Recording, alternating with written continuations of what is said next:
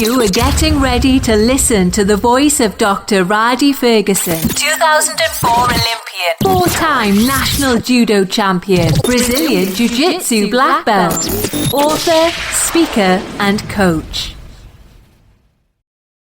Hey, what's going on, man? This is Dr. Rhadi Ferguson, and welcome to another edition of Coffee with Rhadi. I'm in my car right now on my way back home after going to UPS to return something from Amazon.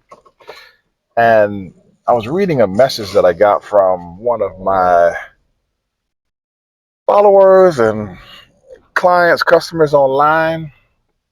And he said, I haven't been keeping up with your Coffee with Rhadi's as of late. Do you have anything on relationships or relationship advice? And of course, some of you all know I wrote a book called Enhance or Destroy, Relationship Lessons from an Elite Level Athlete. You can find it on www.enhanceordestroy.com. But I'm in a new space and place right now as someone who, I got divorced a few years ago. So I'm in this divorce space, which is a weird and different space that I like to talk about. Recently got out of a 2-year relationship that I had with a lovely young woman. We split up amicably. But here's what happens in the divorce space. When you get divorced, most people come or they work under an agreement of the relationship comes first and the children come second. And not necessarily second because the kids are in second place. It's just that the importance of the unit and the care of the unit is the driver for the care of the children. When you get divorced, everything changes. Your primary focus then shifts to your children because you're no longer single. The tough part about that is in that space, in that pool, in that dating pool, there's a bunch of people who are putting their children first, as they should. And then there's some people in that space who are, I think they're jaded. Some of them have been disenfranchised. Some of them have been hurt. So they don't want to put their trust in another person again. So they guard themselves by throwing everything into their children. And then you have a pool of people who don't have any kids, who are empty nesters, who are ready to put themselves out there again and make themselves available. But the people that they're making themselves available for generally still have kids. And it becomes a really, really rough and tough spot. And then you have those individuals who are young in that space who would like to remarry and would still like to have more kids. And then you have people in that space who's like, oh no, what got me tied into this situation and put in this situation now is having the kids that I got now, so I'm not having any more kids. And it makes the dating pool of leftovers very rough. And let me tell you something. I'm saying leftovers. I'm in the pool too, because you're what's left over. Everybody who wanted to keep what they had kept what they had, and then when they threw the clothes back to Goodwill, we're all shopping at Goodwill now. And you can find some great things in Goodwill. I'm not saying that you can't. All of us have found great deals at thrift shops, but the bottom line is we're all in Goodwill. All right, walking up and down the aisles, seeing if we can find a really, really good deal. On a personal level, I'm in a space and place where I can see the value of being in a long-term committed relationship, but what makes it difficult is the dating pool that I'm in. Some of the people that I would like to date aren't necessarily what I would like to date. Some of the people that are available to date aren't necessarily what I would like to date. I have a certain taste, a certain as people would say. I mean, when I get into academic, hell, I like what I like, just like everybody else likes what they like. Unfortunately, what I like is people don't necessarily throw back a lot. They tend to keep, and it becomes difficult in this space where you as a male, even though your kids come first, if you're going to court a woman, there's a percentage of your kids coming first that has to be let go because you got to chase. And while you're chasing, the woman who you're trying to chase, she's not chasing, she's focusing on her kids.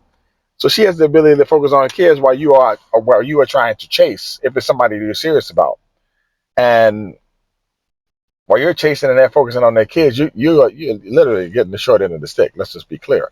But that's still the game. It's the game you play. You're just in a new space and you have different variables. The variables being that you have children now. Um, the rough part about it is you can get in a situation where the children impact your ability to proceed, meaning you have divorce schedules. You have, when I mean divorce, because you have divorce, child, or parent and co-parenting schedules. Some people have 1 week on, 1 week off. Some people have 3-3-2-2. Um, some people have 1 month on, 1 month off. Some people have, I do the summers, you do the school year. Your parenting schedule affects your dating schedule. And I don't care how much you love somebody or love the next man or the next woman. If you're on a 1 week on, 1 week off schedule and you all have different weeks, it's almost impossible for you guys to date. If the week you have the kids, they don't have the kids, and the week that you have the kids, they don't have the kids, or vice versa, it's impossible because you all will never have a time when you guys coincide. And more often than not, your ex is not going to change your schedule for your dating benefit. They're just not going to do it. Um, so you also have to find somebody. You got to find somebody you like. Find somebody whose kids get along with you. Find somebody who has similar co-parenting styles, so you don't clash heads. Then you got to find somebody who has a co-parenting schedule that meets your co-parenting schedule. Then you got to find somebody who matches up with you on a moral and religious level. Then you got to find somebody who is sexually or romantically compatible, and then you got to do all that, understanding that you're running out of time if you're trying to couple yourself with somebody again. To say that dating in the post um, marriage space or in the divorce space is difficult is it's an understatement. So my advice is I don't have no advice because I'm out here trying to figure it out. And my God, um, if you date people that are younger than you, then you're dipping. I'm 47, and if I date younger than me, if I date under 40, over 35, under 40, I'm in the millennial pool. Man, man. If I date my age, then you have people who they have children usually. They have professional careers, and they ain't got no time for no BS. They are very direct and they're very forward. And if you date people who are older than you, the sexual compatibility has to be high, and that's just rough and it's tough. It's I don't have any answers, but what I like to do sometimes is lay down all the variables, because as a trained engineer, man, you gotta put all the givens down, and then you gotta make some assumptions before you can come up with a solution. And the givens of the situation are such that it is it is a tough road to hoe out here, um, in this single space, and it is not easy. And I also know these people who date people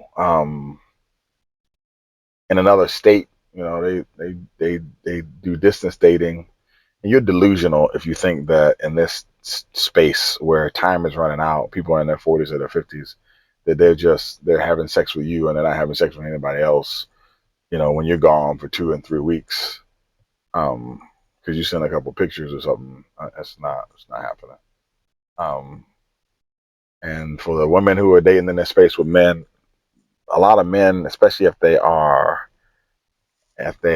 top of the food chain, if they're the top of the current poo poo pile that we sit in, if they're the top of that pile, they're they're exercising their options. And if if you don't want them exercising your options, then you need to become the only option that they want to exercise. Um, I don't know how to tell people. It's very difficult. I understand. I understand to a point. I'm a man. I'm not a woman. I understand to a point. When you're in this dating pool space, and you think that you have the ability to tell somebody, no, you don't want to do something, or you don't feel like it right now. By all means, man. By all means, you have the right to do that. But you're you're delusional. You're delusional. The person is going to the next number on the list. You better suck it up, Buttercup, and do what you got to do. Otherwise, you're gonna have it's a hard way to go, and it's a short time to get there. Um, but I wish I had some more advice for you. I don't have no advice for you. I just have some realities and some assumptions and some givens, and hopefully you can listen to this and come up with some solutions on your own. That's all I got for you. This is Dr. Ferguson. Have a super fantastic day. I love you. God loves you best. And it's hard out here for a pimp. Easy. You are getting ready to listen to the voice of Dr. Rhadi Ferguson, 2004 Olympian, 4-time national judo champion, Brazilian Jiu-Jitsu black belt, author, speaker, and coach.